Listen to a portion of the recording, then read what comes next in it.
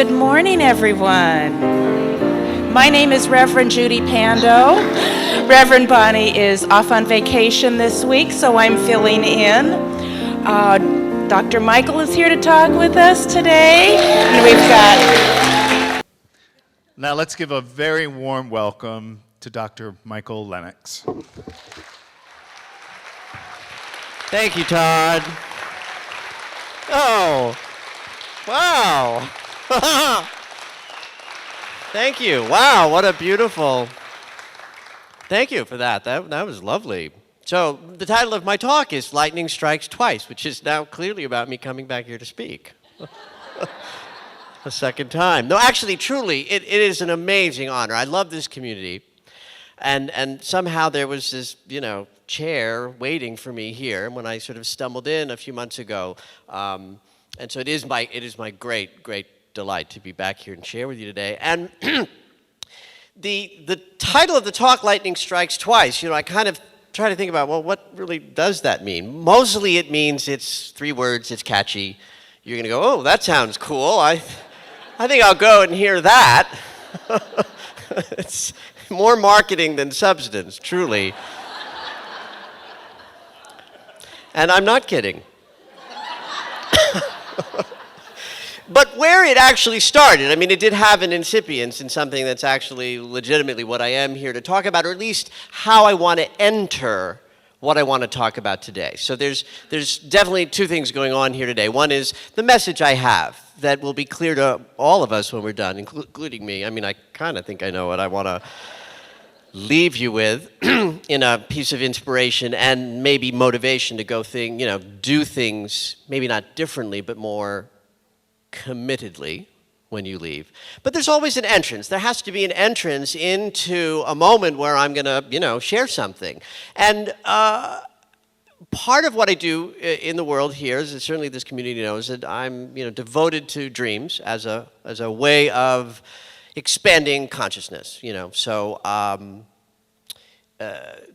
concomitant to that, I'm also an astrologer. I am passionate about astrology. And astrology is not that thing that happens on the line at the grocery store. I'm not sure what that is, but it's definitely not astrology. Astrology is sort of glancing upward at the science of the movement of planets and adding to it the interpretive value of the symbolism of this thing that we are immersed in, this life, this living. That frankly, unless we're interpreting it some way, it has no value to us. We are, in fact, living, breathing embodiments of the process of interpreting life. Maybe we're even just the interpretation of God experiencing life as us, something like that. That's about the least value of anything I have to say today, is those little clever little, pointless sentences like that. But the planets don't influence us. The planets are us. They are us. There was a time when that might have been more apparent to anybody sort of glancing down and looking at this thing, this system that we are, when everything was just one big sort of flat disk of matter, of gases and rubble and stuff. That would have at least had the appearance of oneness to it, right? And then eventually what began to happen is energies began to constellate around themselves and gather together. And through the force of gravity, they became these things that we call planets, and that's kind of cut to a few million years later, here we are on a Sunday. So in that regard, when I look out at the planets, I don't see separate energies impacting us and influencing us. I see extensions of us. It is no different than standing in a consciousness that says, I know this looks like we're separate, but something inside me tells me we're not. We're connected. We're connected. We're all one. And boy, if you're going to ever look for the appearance of that to prove that, you're going to wait a long time, because you guys looked very separate to me. You look separate from me. You look separate from each other. It's all a lot of separateness, But our job, our responsibility is to behave and act as if that's not so. Okay. So in the sort of current astrological moment, there is a wonderful symbolic explanation for the crazy chaos that we are living in today. And it started with the planet Pluto and the planet Uranus meeting up in the sky in a sort of a gathering at the same place. A meeting. I call it a meeting. They took a meeting. Pluto is the frequency of change that happens through destruction. He's the lord of the underworld. It's the I'm going to level this landscape down flat and I'm going to build a new one up. And it's going to be through destruction. Uranus is the frequency of change that happens through lightning flashes. Sudden bursts of awareness and enlightenment. So you can only imagine what these two got together and decided to plan for us. That's a lot of power. And when did they meet? The 60s. That's when they got together. So for all of you who were born during that period of time, during the 60s, if you were born during that time, you were born into the consciousness of everything's going to change, we're going to destroy it all, and yeah, we're going to do it with lightning flashes of sudden bursts of anything I can figure out and get my hands on, we're going to do it that way. And Pluto says, yeah, sure, whatever, however you want to do it, it's fine with me. Now, if you were born before that, you have a consciousness of coming into an older paradigm and really having to struggle through the shift and change. And if you were born after that, you have a little bit of benefit of the process was already underway. But either way, 40s, 50s, 60s, 30s, 40s, 50s, 60s, 70s, 80s, 90s, this is a tough time. This is a tough time to be human. So, cut to now, today, we've got Pluto and Uranus squaring each other. That means they're doing this, 90-degree angle. 90-degree angle is an interesting angle. Bricks are made of 90-degree angles. Now, if I throw a brick at you very fast and you have to catch it, it's not going to feel good. It's going to hurt. If I keep throwing bricks at you, brick after brick after brick, eventually a couple of things are going to happen. One is you're going to figure out that I'm throwing bricks at you, and you're going to be a little more prepared. Another thing's going to happen, you might develop some calluses so that they don't hurt as much, right? The best thing that's going to happen, though, is you're going to say, oh, my God, I've got all these bricks. What can I do with these? I can build myself a new life. I can build myself a new consciousness. I can build myself anything I want. I can build myself a barbecue pit if I want, but it's going to be really good. I can build a little house that the wolf can't blow down.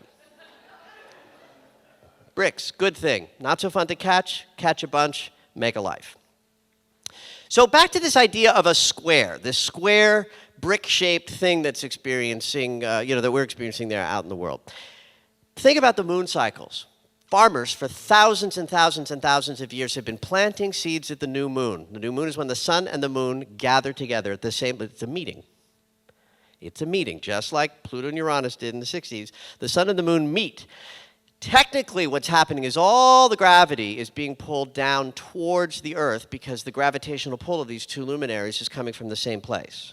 So all of that water, energy, movement is down into the Earth. Farmers figured this out. That's when they plant their seeds.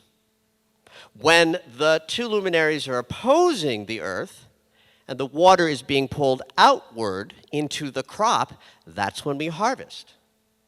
This is science. This is not hooey-hooey. This is not mysticism. Farmers do this because it makes sense energetically in the world of the physics of growth, right?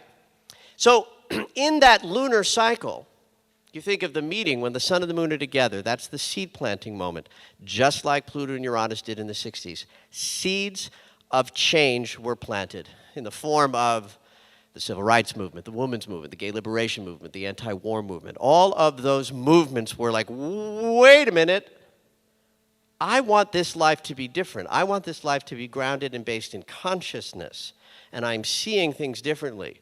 I'm going to plant the seeds of change. We are not at harvest time yet, kids. Sorry. Wish it were so. Not that way. We are not. In fact, where are we now? We're at a moment of incredible crisis when the sun and the moon are squaring each other. It's called the first quarter moon, and you can see it up. It's like the little half moon that happens about 2 weeks after the new moon.